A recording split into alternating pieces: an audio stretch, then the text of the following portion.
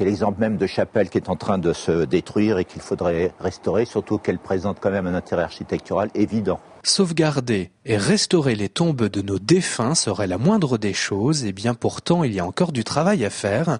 C'est pourquoi la section vendéenne de l'association Maisons Paysannes de France sensibilise la population et les élus politiques du département depuis maintenant 6 ans à la sauvegarde de notre patrimoine funéraire. Il a fallu convaincre que les maisons des morts, comme les maisons des vivants, nous disaient quelque chose de notre histoire.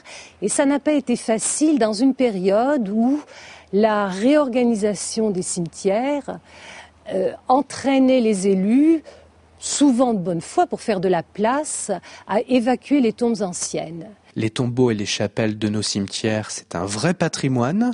Les critères de sauvegarde pour la restauration sont simples.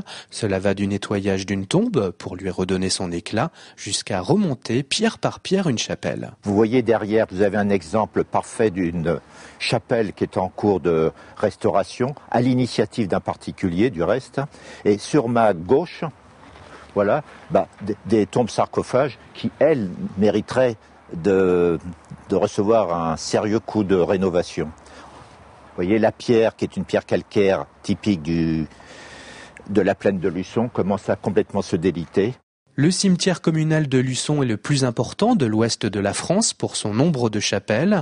On en compte plus d'une 50aine, mais ici comme ailleurs, une simple pierre mérite autant d'être sauvegardée et encore plus si elle possède une épitaphe. Et l'épitaphe, c'est quelque chose qui a complètement disparu de mode. Comme cette tombe où apparemment le défunt aurait été persécuté par des personnes pas très gentilles. En tout cas, c'est ce que nous laisse la trace de cette épitaphe qui, comme d'autres tombes et chapelles, qui grâce à leur style, leur sculpture et leur personnalisation, sont des œuvres à part entière à protéger.